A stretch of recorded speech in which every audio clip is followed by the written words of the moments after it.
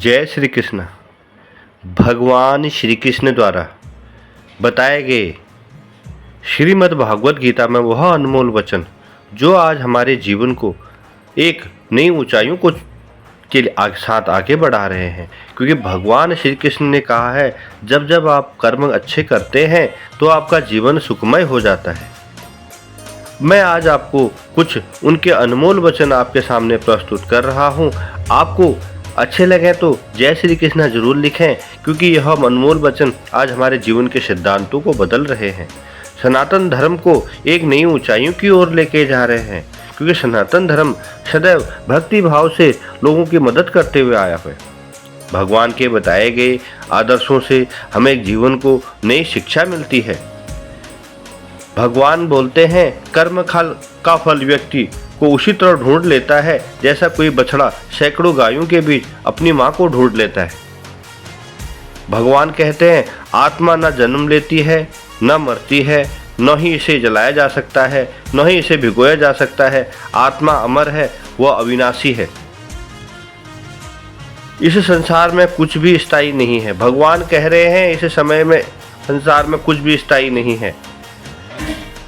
आत्मा शरीर को वैसे ही छोड़ देती है जैसे मनुष्य पुराने कपड़ों को उतार कर नए कपड़े धारण कर लेता है। तो आप किस चीज़ का घमंड कर रहे हैं? आपके पास क्या है? जो आपने कमाया, जो आपने खाया, सब यहीं रह जाना है। जो आपने करा वह यहीं रह जाना। आपके कर्म ही आपके साथ जाएंगे। मन शरीर का हिस्सा है। सुख दुख का एहसास करना आत्मा का नहीं, शरीर का काम है। मान अपमान, लाभ हानि, खुश होना, दुखी होना सब मन की शरारत है। यह मन आपका बड़ा चंचल है। इसको आप जैसे रखेंगे वैसे ही यह कार्य करेगा। जब यह संसार ही स्थायी नहीं है तो इस संसार की कोई वस्तु कैसे स्थायी हो सकती है? भगवान कह रहे हैं मैं सभी जीवों में विद्यमान हूँ। मैं चींटी में भी हूँ विद्यमान हूँ और हाथी में भी विद्यमान हूँ।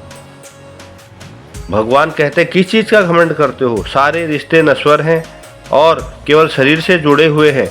जैसे ही व्यक्ति की मृत्यु हो जाती है, आत्मा शरीर को छोड़ देती है। आत्मा का शरीर से जुड़े रिश्तों का कोई नाता नहीं रह जाता है। मेरे भी कई जन्म हो चुके हैं, तुम्हारे भी कई जन्म हो चुके हैं। ना तो मेरा आखिरी जन्म है और ना ही तुम्हारा आखिरी जन्म है। भगवान कहते हैं यह चलता रहता है, आदान प्रदान होता रहता है। आपके भाव, आपके विचार ही बताते हैं कि आप किस तरह से अपने कर्मों को कर रहे हैं और कैसे भगवान की आराधना कर रहे हैं, कैसे भगवान की पूजा कर रहे हैं। क्रोध में इंसान का सबसे बड़ा शत्रु होता है क्रोध। क्रोध बोलते हैं कि क्रोध बहुत बड़ा शत्रु है भगवान का। आने पर इंसान को सोचने समझने की शक्ति खत्म हो जाती है। क्रोध आने पर इंसान को आने की शक्ति खत्म हो जाती है। उस व्यक्ति को पतन में ज़्यादा समय नहीं लगता।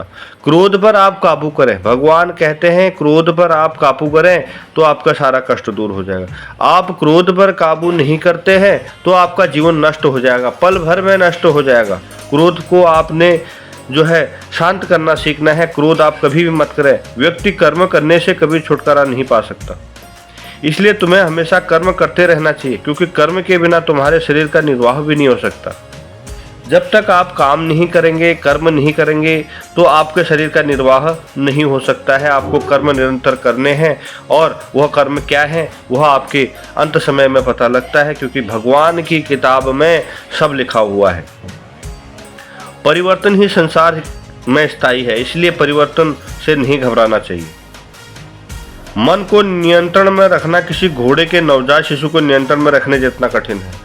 मन को आप नियंत्रण कर लेते हैं, मन को आप संभाल लेते हैं, मन को आप सही तरीके से अपने पास रख लेते हैं और मन को नियंत्रण में रख लेते हैं तो आपने सारी सिद्धियां प्राप्त कर ली। क्योंकि मन ही हमें सब कुछ बनाता है। मन ही क्रोध दिलाता है, मन ही शांति दिलाता है, मन ही भगवान की पूजा करवाता है, मन ही अच्छे कर्म करवाता है, मन ही बुरे कर्म करवाता है, मन ही वो कर्म करवाता है जो हमें नहीं करने चाहिए। इसलिए मन को शांत करें, मन को अच्छे विचारों के साथ भगवान के श्री चरणों में समर्पित करें और मन को ऐसा कर दें कि वह चंचल हो जाए और लोगों की सेवा में उठ जाए, गरीबों की सेवा में उठ जाए। भगवान कहते हैं कर्म ऐसे करें जो जीवन को सुख और फलदायी दे। तो यह भगवान श्री कृष्ण की लीला है। इस लीला को हमें आगे बढ़ाना है और अच्छे कार्यों के साथ भगवान के अनमोल वचनों को, गीता सार के अनमोल वचनों को सदा सनातन धर्म में आगे की ओर बढ़ाना है। आपको मेरा यह प्रस्तुति कैसी लगी कमेंट में जरूर बताएं। जय श्री कृष्णा लिखें, जय जय श्री कृष्ण, जय जय श्री कृष्ण। भगवान श्री कृष्ण, भगवान विष्णु आपके सारे मनोरथ सिद्ध करें, आपके सारे कार्य सिद्ध करें, आपके घर में लक्ष्मी विराजमान हो। मेरे चैनल लॉर्ड भक्त चैनल को लाइक करें, सब्सक्राइब करें, शेयर करें। वीडियो पसंद आए तो कमेंट जरूर करें, शेयर करें। जय धन्यवाद।